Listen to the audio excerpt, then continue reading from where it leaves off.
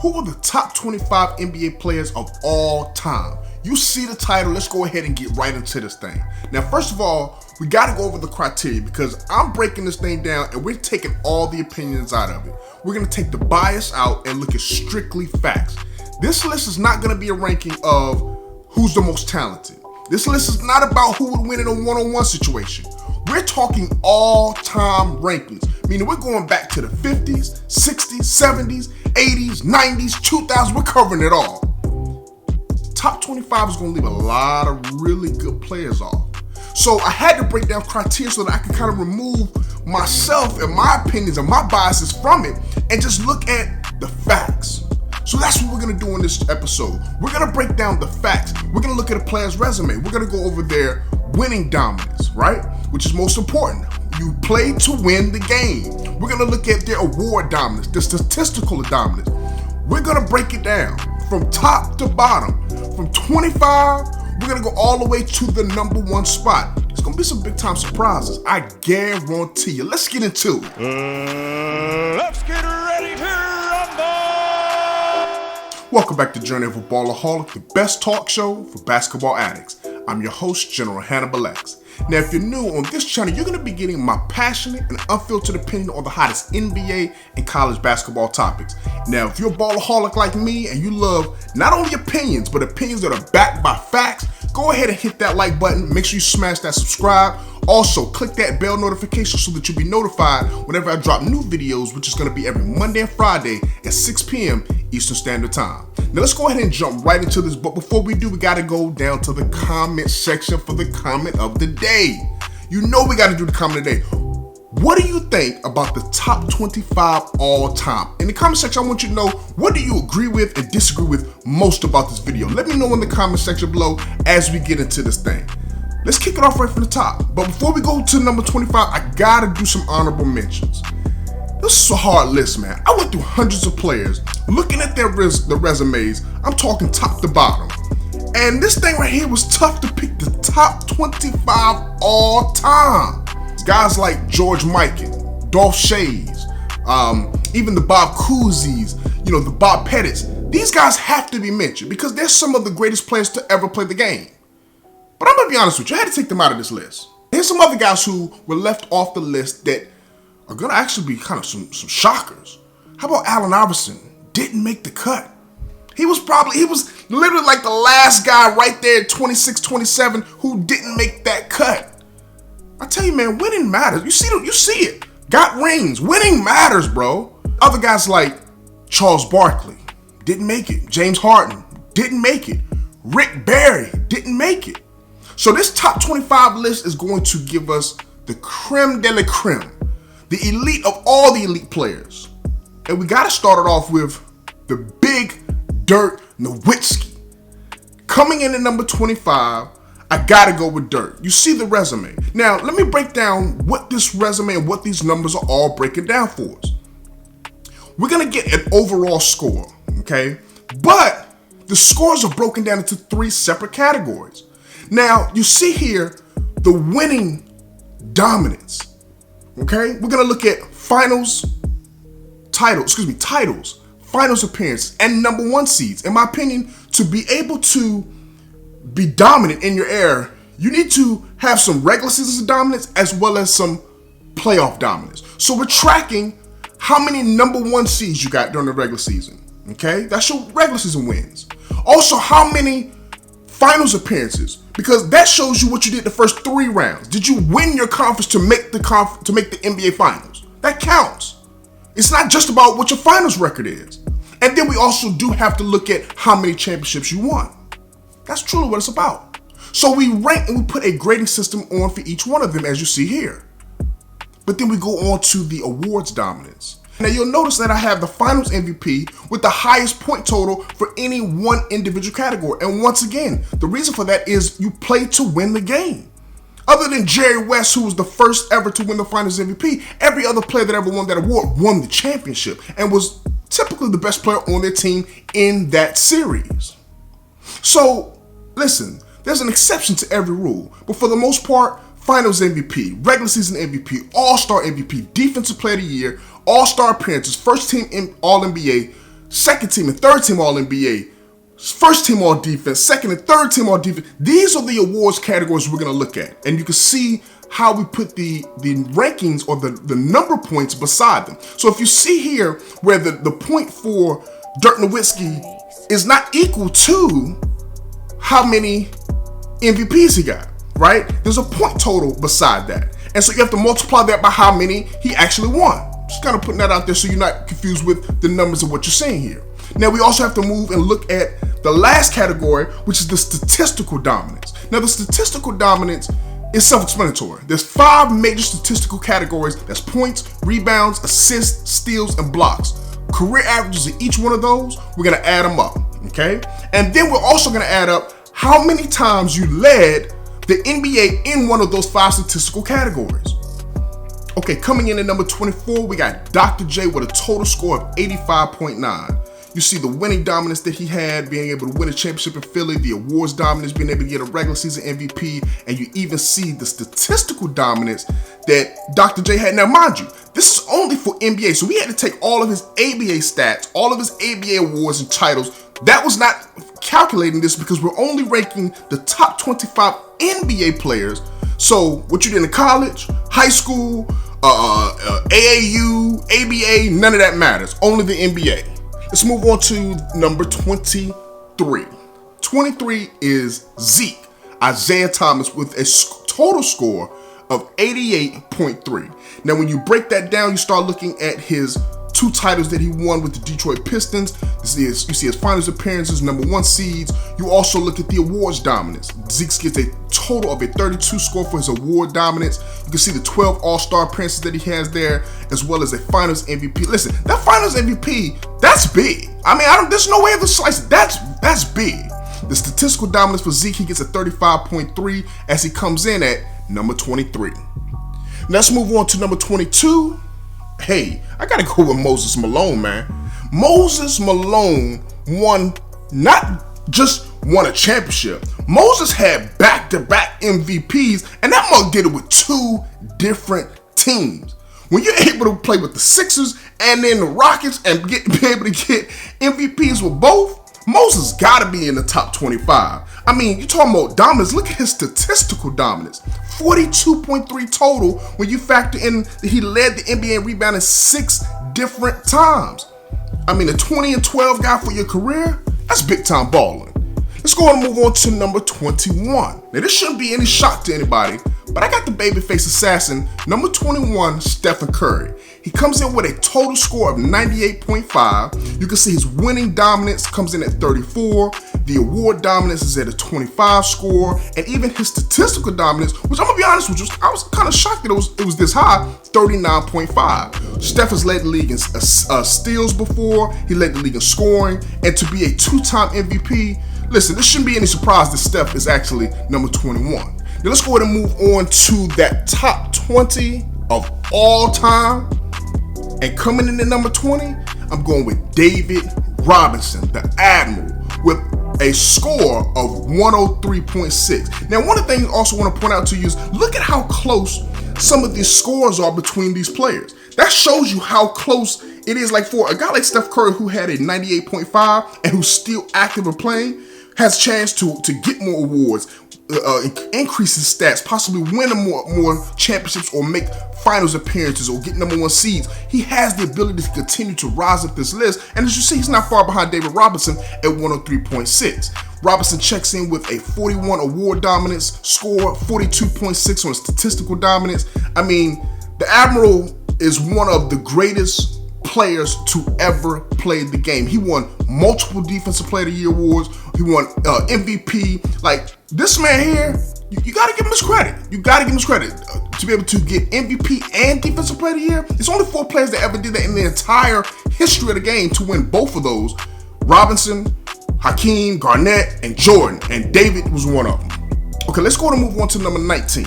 Coming in at 19, I got Flash, DWade, checking it with a total score of 104.4. Now, Wade, as we know, 2006 finals, absolutely dominated, came back from an 0-2 deficit in 2006 to beat the Dallas Mavericks, won his first chip, and then went to 4 straight finals in Miami Heat, Listen, when you make 5 finals appearances, that's going to get your score up there. As you see, he's got a winning dominance of 32, award dominance of 36, and a statistical dominance of 36. Very balanced for DWade. Very balanced career across the board between his winning, his awards, and his stats. And it's something else I got to say too. People that tell me that awards are personal accomplishments and championships are team accomplishments, to me that's BS. That's absolutely BS.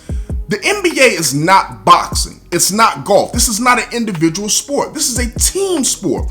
You cannot get an assist without your teammates. Nobody, well, unless you're, Kobe Bryant or somebody like that, most people aren't out there scoring 1-on-5, right? And even when Kobe and Jordan out there, they have other 4 guys on their teams that are spreading the floor, allowing them that opportunity to be able to score. So basketball's a team game, bottom line. So most of the time, whenever you hear a player receive an MVP award, one of the first things he does is thanks his teammates. Why? It's a team sport. So let's put that notion that championships are team accomplishments and like MVPs and things like that are individual accomplishments. No, they give that award to one specific individual, but he still has to play within the concept of a team game. So let's go and move on to number 18. We have Oscar Robertson, the original Mr. Triple-Double, coming in with the total score of 104.9. And man, look at that. Look how close he was to edging Dwayne Wade. Wade had a 104.4. Oscar comes in at 104.9, just slightly beating out Flash for that 18th spot. Oscar with a winning dominance of 14, which wasn't great. As we know, he didn't really get a lot of finals appearances and championships, but the awards dominance, 41. And as we know, his biggest asset or attribute was the statistical dominance that he had, coming in with a score of 49.9. As like I said, I mean, he's Mr. Triple-Double. What can you say? Led the league in assists 6 different times. Now, let's go ahead and move on to number 17. Now, this guy right here, it was tough to not add him in here, right? I wanted to kind of put him, I was thinking about putting him with that category with the Havliceks and the Bob Pettits, but Elgin Baylor, man, was just so nice, and it was so unfortunate that he never was able to win a championship, and that was one of the reasons why I didn't add the guys like Bob Cousy and Hondo, is because a lot of their championships, and most of the championships, came with Bill Russell, right? Where Russell was clearly the best player on that team, and it's not knocking it because Hondo won 2 chips by himself. But Elgin Baylor didn't have that luxury of having Russell for his entire career or most of his career. He played with Wilt, he played with Jerry West, but they're not Bill Russell, right? And so Elgin Baylor, as dominant as he was, you can see his statistical dominance at 45.2, his award dominance coming in at 33. I had to throw Elgin Baylor in there because the man was a baller. He's an absolute baller, so I had to throw him in there. Score to move on to number 16. Man, this one right here was tough. This right here was tough between who was going to come in at 16 and who was going to come in at 17. As you see, they got the same score, 107.2. I got to go with big ticket, KG, baby. Listen, winning dominance, and the one thing that really, truly made me put KG over Elgin Baylor was the KG did get that ring. That elusive ring that Elgin Baylor never got, Garnett got it. So I got to give Garnett that edge and that nod at 16. Okay, coming in at number 15, I got the mailman, Karl Malone. Now, as you can see, it was very close. And I kind of, personally, like I said, once again, I separate my personal from the facts as much as possible, right? And personally, I've always thought that KG was the better power forward over Karl Malone. But I had to put Karl Malone ahead of him because the numbers just bear out that way. 107.9 for Karl Malone compared to 107.2 for KG. He never got that ring, so you can see the winning dominance is lower than what KG's is, but the awards dominance 56 as... Listen, when you get all-star MVPs, when you get regular season MVPs, he's got a first-team All-NBA 11 times, giving him 22 points in the All-NBA category, plus he had 14 all-star appearances.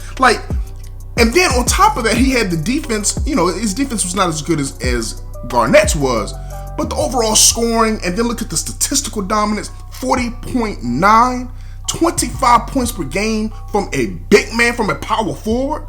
Man, you got to put Karl Malone in that top 15, as Karl Malone and Elgin Baylor were the only two players on this list that made the top 25 that did not win a championship ring. So, like I said, guys like Barkley and Iverson, they just weren't good enough, long enough to be able to get into that top 25. Now let's move on to number 14. Now this right here is probably going to be the biggest shocker, because I'm gonna be honest with you, it shocked me. When I actually broke the numbers down, it shocked me. But the numbers don't lie. Men and women lie, but the numbers don't. Scottie Pippen coming in at number 14. He's got a score of 121.5. I know what you say. A lot of people think Scottie rode Michael Jordan's coattail. But let's be honest. What did Jordan do before Pippen? And what did he do after Pippen? Let's think about that for a second. And then think about this. Scottie Pippen, he actually had more success without Jordan than Jordan had without Pippen.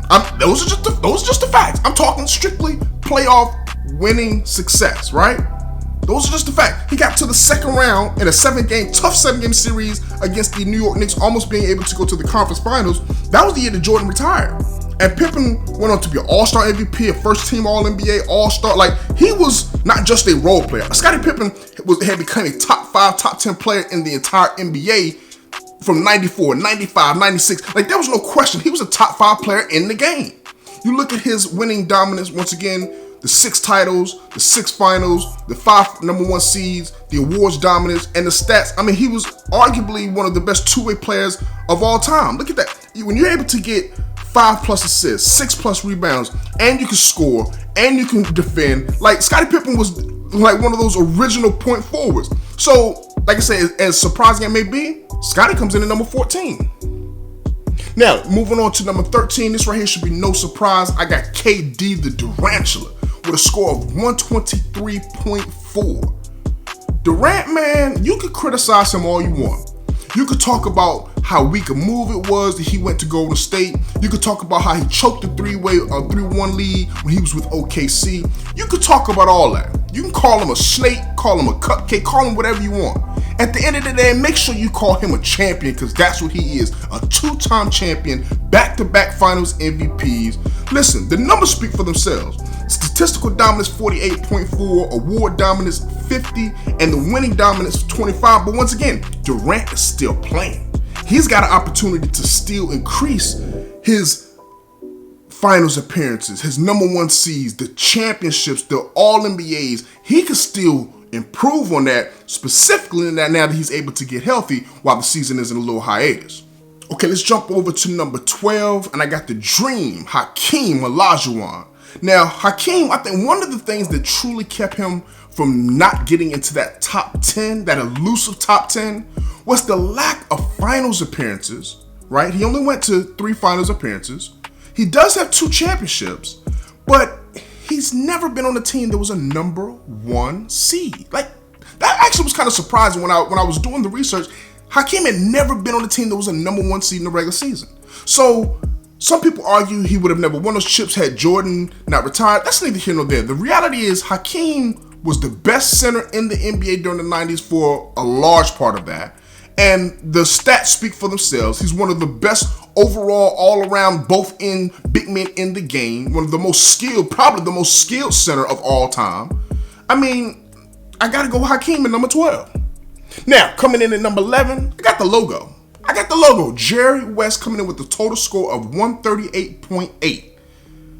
Listen, he's one of the guys that from back in the 60s and 70s, he's just too good to leave out. He was just too good to leave out of your top 25 all time.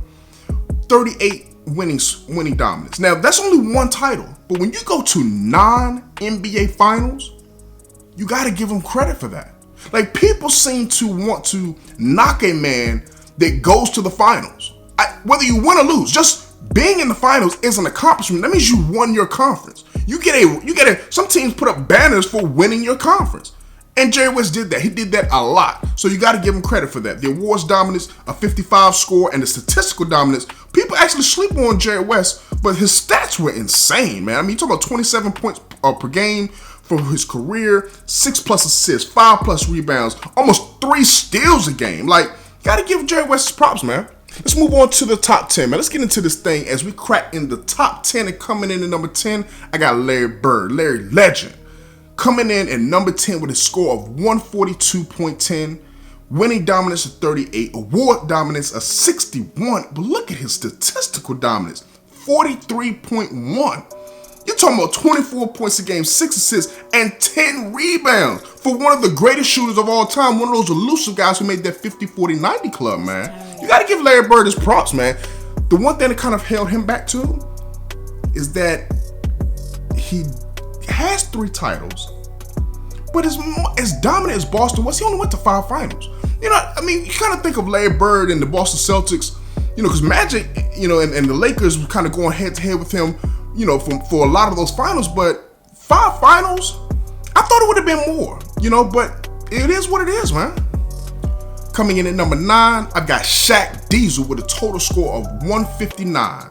Now, this definitely is no surprise. I mean, Shaq is one of the most dominant players of all time, and that 2000 season he had, that 2000 season was one of the most dominant NBA seasons we have ever seen in NBA history. He won almost every single award you could. Look at his award dominance at 73. This man in the same season won All-Star MVP, regular season MVP, Finals MVP. He also won the scoring championship, and of course, he won the NBA championship in dominating fashion. Like, it's hard to truly top what Shaq did, but there are 8 guys that actually topped his career. Let's go to number 8, and I've got the original Shaq, the most dominant player to ever play the game, and that's Wilt Chamberlain. Wilt the Still. Listen, you want to talk about pure and utter dominance? How about averaging 50 points for a season? How about averaging 25 plus rebounds for a season? How about for a career average? He's giving you 30 and almost 23 rebounds for a career. Led the NBA in scoring 7 times. Led the NBA in rebounding 11 times. And he had the audacity to lead the league in assists once. Like, come on, how many NBA centers are leading the league in assists? He went out there just to prove a point, probably. And we're not even going to factor in the durability, the amount of minutes, the endurance that he played with. Like, we're just going to look at just these things that we have here. But, man, Wilt is an absolute monster. He's a monster. But one of the things that stopped him from being higher on this list, he only had 2 championships. Now, he ran into those Bill Russell Celtics, and it stopped him from rising higher. But let's keep it real. Not only did he only have 2 championships, he only had 6 finals. And so he did get 6 first seed teams, but unfortunately it wasn't enough to be higher than that number 8 spot. Now, coming in at number 7, I got the Magic Man, Magic Johnson, with the total score of 176.2. He's got a 46.2 statistical dominance. As we know, man, when it comes to offense, when it comes to scoring, passing, rebounding, I mean, Magic could do it all. Nothing else needs to be said. But look at the award dominance, man. Look at that 68 points, and then his winning dominance, 62. How about this? Think about this for a second. The man went to 9 finals and won more than half of them, won 5 chips.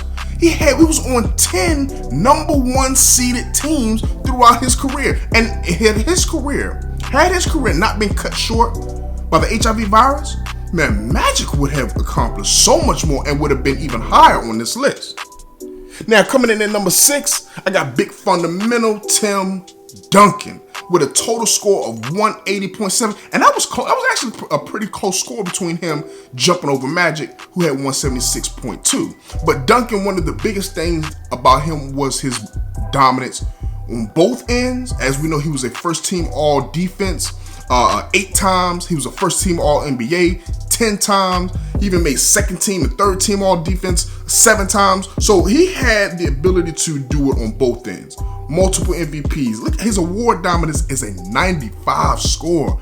Man, that's just like, you got to give Duncan big time props, man. Now, the one thing that kind of kept him from being higher and jumping into that top 5 was his stats weren't as high as some of these all-time greats, or some of the other all-time greats. Now, granted, he's still a 19 and almost 11 guy for his career, but he never led the league in rebounds, never led the league in scoring, never led the league in blocks, never led the league in so his stats, though they were dominant, it wasn't good enough to be top 5. Let's put it like that. But coming in at number 5, Oh, we got to go with Kobe being Bryant, baby. We got to go with the Black Mamba with the score of 183.8. I mean, what else could you say about Kobe that hasn't already been said, man? What else could you say? Led the league in scoring multiple times.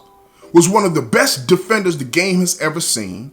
It's hard to be elite on both ends like that and to play with the heart of a champion, but Kobe did it. Now, as everybody knows, I'm a Laker fan, and Kobe's my favorite player of all time. And I would have kind of, for many years, I've been going thinking and feeling that he was better than LeBron. The numbers just don't show it. The numbers just don't back that up. LeBron James and what he has done and what he's doing, it's enough to surpass Kobe. Kobe comes in at number 5, but LeBron is coming in at number 4, just slightly above Kobe at 188.3. When you look at the winning, even though his winning dominance is not as high as Kobe's was, with LeBron checking in at a 46 win score, his award dominance at 96, and then you add the statistical dominance of 46.3, man, and once again, we haven't even, this is not factoring in this season. Right now he's leading the NBA in assists. So if he finishes that season off like that, he'll add to that. If he makes the first team All-NBA, and he'll add to that. If you get, so he's still playing and still has that ability to rise up even higher on the list than he is right now at number 4. But at number 4, for a guy who's in his 17th season at 35 years old, that 188.3, he's got that ability, and he's getting very close to that 200 point threshold. Let's go ahead and move on to the top 3. This is it. This is the elite of all the elite, man. Coming in at number 3, I got the winningest player to ever do it, man. I got to go with Bill Russell. A lot of people knock Bill Russell, but how do you knock somebody who all he did was win? Think about this for a second. He played 13 seasons, and he won a championship in all but 2 of those years. Everybody talks about Magic winning as a rookie. Bill Russell won a championship as a rookie, and then had a stretch of 8 straight years of back-to-back championships. So from a winning dominance, he's got the highest score out there with 100. But even from an award dominance standpoint, now, and keep in mind this, because of his era, right? Because of his era, there's things that he has a deficiency in this grading system.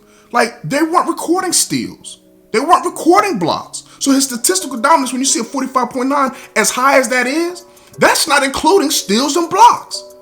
He led the league in rebounding 4 times, and to be able to do that during the era where Wilt Chamberlain was doing it, that shows you how much of a dominant rebounder he was.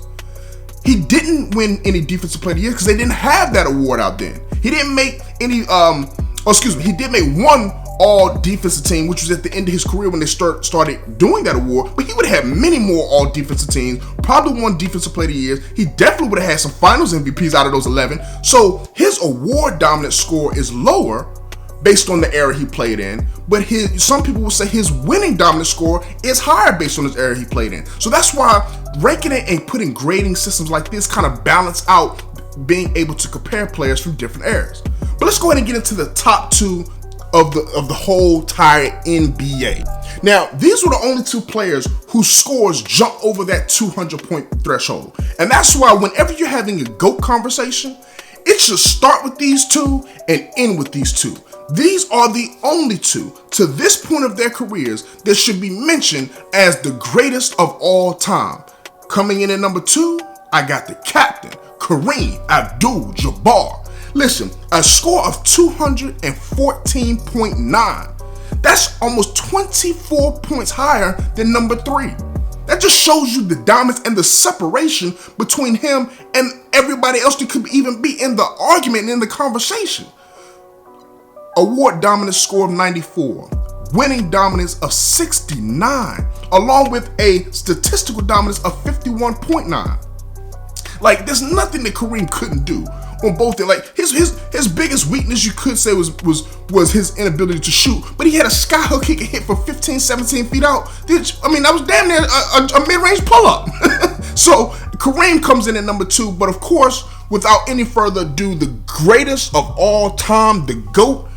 And it shouldn't be a question, but just in case it was, I want to show you just how dominant and how much of a big separation it was between the number 1 and number 2.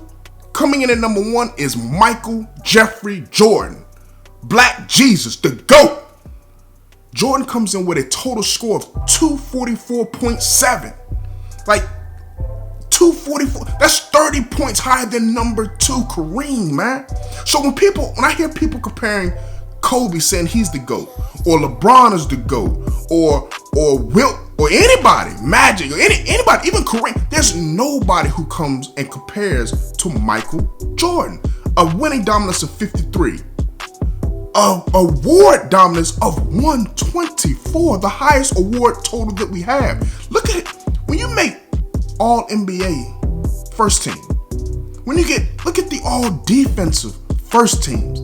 Look at the defensive player of the year, plus the all-star MVPs, plus the regular season and the final, and then look at the statistical dominance. The man led the league in scoring 10 times and led the league in steals 3 different times. Like, I don't think people are truly understanding just how dominant Michael Jordan was, but the numbers are right here. Do your own research, verify everything that's being said, but the numbers show that Michael Jeffrey Jordan is the GOAT, was the GOAT, and will always be the GOAT. But listen, make sure if you like these types of player breakdowns, player rankings, player comparisons, I got a playlist right here for you where I'm breaking down people like Allen Iverson versus DWade and Tracy McGrady versus James Harden. Check that one out. And also take a look at this video I got up top. But listen, as always, I appreciate you for taking a look at this video. Please consider subscribing to the channel. Until then, peace.